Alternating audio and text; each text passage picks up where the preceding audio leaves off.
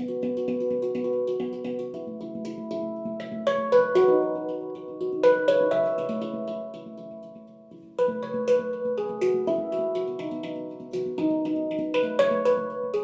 folks, and welcome to Handpan Fundamentals. Today we're going to be talking about blocks of two. This is a really simple composition technique which can be used to beef out your melodies, and it really develops the independence of each hand. So we're pretty used to playing a melody like this.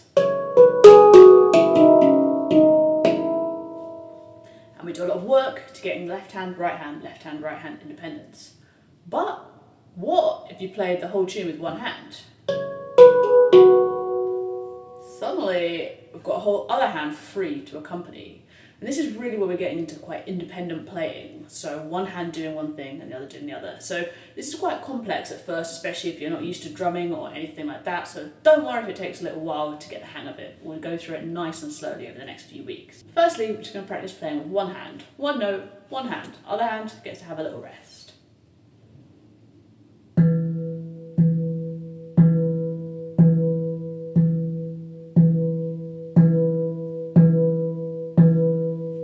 Chances are you chose to start with your dominant hand. For me, that's the right hand. But we normally want to save the dominant hand for the tune playing. So we're going to move over to your left hand or your non-dominant hand. Do the same thing. Just playing with accompaniment, which is the same note. I'm going to be on the ding. Do whatever you want.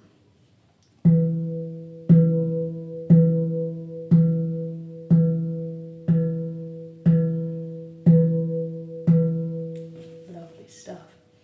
Now we're going to practice the opposite part, which is playing a melody with one hand. Don't worry about remembering this tune. Whatever you come up with is totally fine, but try and keep it really evenly spaced beats for now. No fancy pants fast stuff.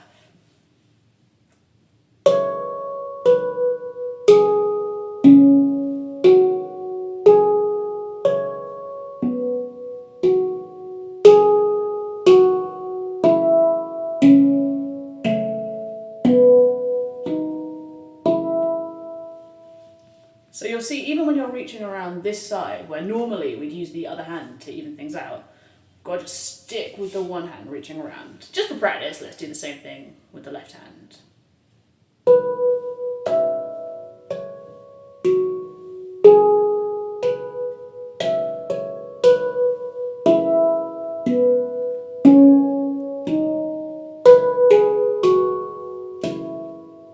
For the purposes of this exercise, pick yourself a very tiny tune. I'm talking 5 notes here, so really simple. I'm just going to descend.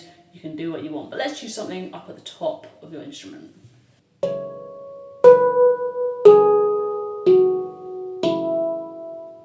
Just do it again.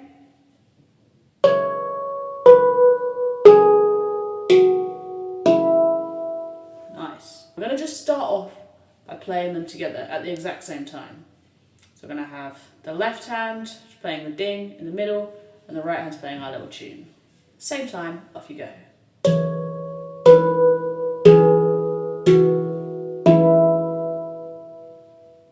Again.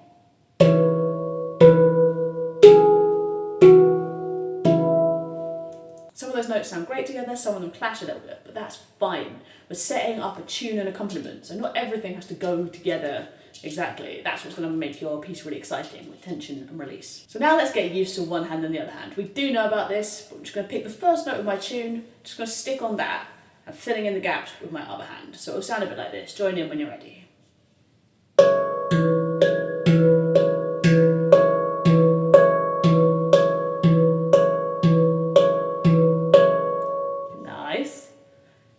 So now we're going to play the first note 4 times and move down to the next note of our melody. 4 times, onwards, onwards, onwards.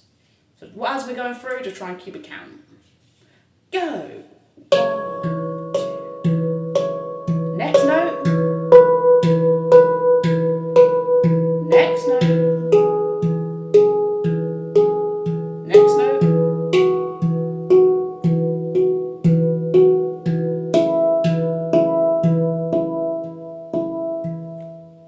Wicked. We're going to cut those in half, so we're going to move off to 2 notes now. Go!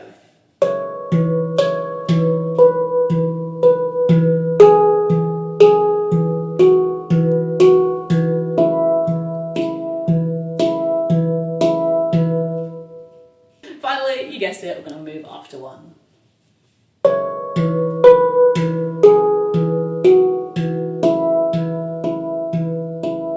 Again.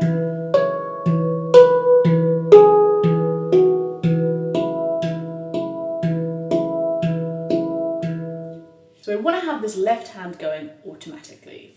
Just like the way that when you're chatting with your mate and walking down the street, you don't have to think left foot, right foot, left foot, right foot. You're too busy gossiping about whatever drama's happened with your friend. We want to get the same thing going. So our right hand is the interesting bit, the bit that's changing around, the gossip and the drama. The left hand's just going, we don't have to think about it. So let's do that again, and we want to kind of have that volume difference as well. It shouldn't be bing, bong, bing, everything the same. We want to have that left hand a little bit quieter, and we're really pinging out the right hand.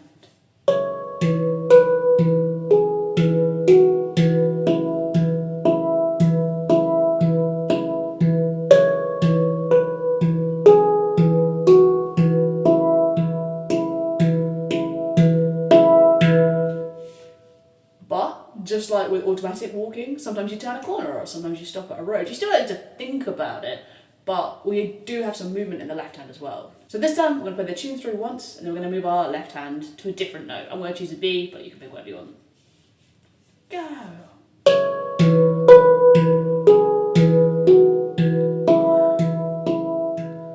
Changing note.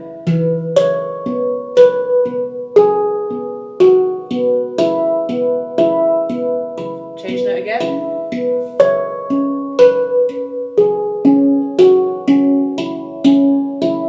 And back to the D.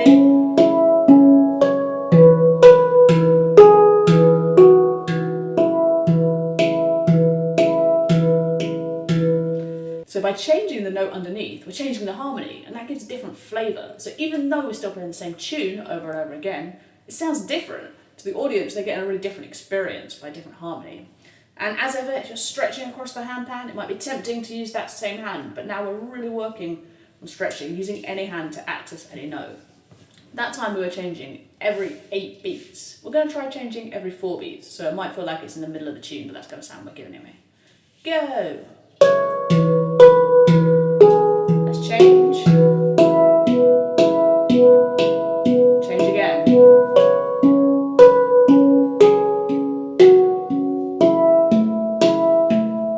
Change again.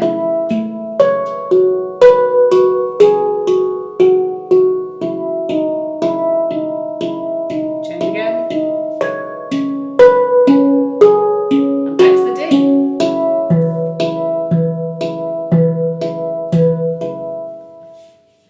Play around with that. You can change even quicker. We might change every 2 beats.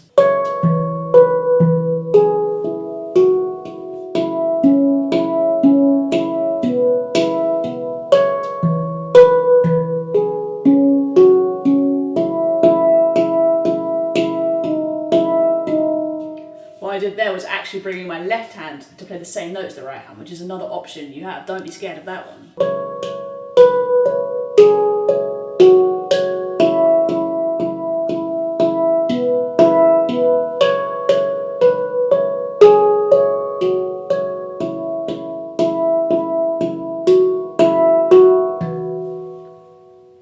And with your left hand, you are providing an accompaniment all the way through, supporting melody to your right hand. And we can also do it twice as fast, which gives a really different flavour.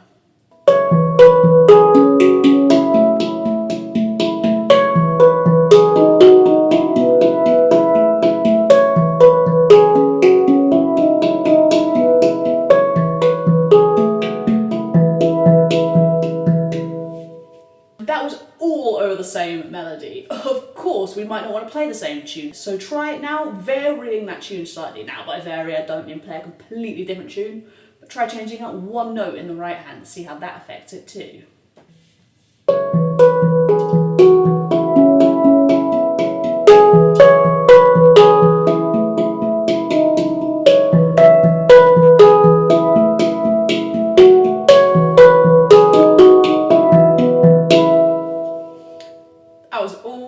Using just one note accompaniments. And of course, you can start to mix it up even more on the left hand. So you can play chords. Don't have to leave it as just one note. That gives you so much more potential. We'll go into it in more detail, but for now, just try playing 2 notes next to each other instead of just one.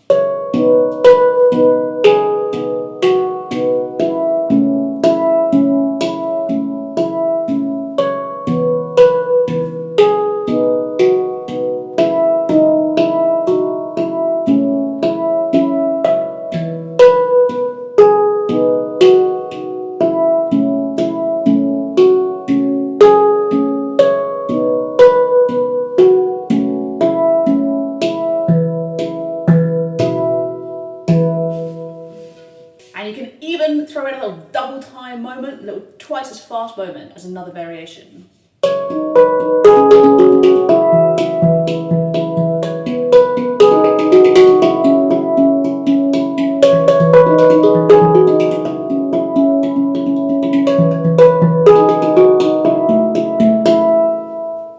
All with just one tune. There's just a few ways to varying it up using blocks of 2. Thanks so much for watching. I hope it was useful. I'd love to see some of the ways that you can sprinkle in blocks of 2 into your playing. If you enjoyed it, don't forget to like, comment and subscribe. See you soon. Bye.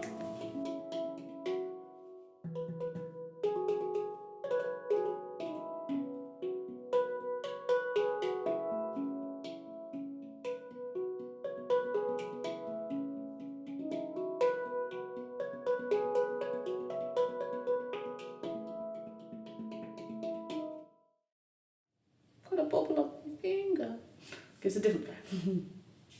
Even though we know we're playing the same thing again and again, again and again and again and again and again. So today we're going to be talking about doubles. That's not true. That was last week.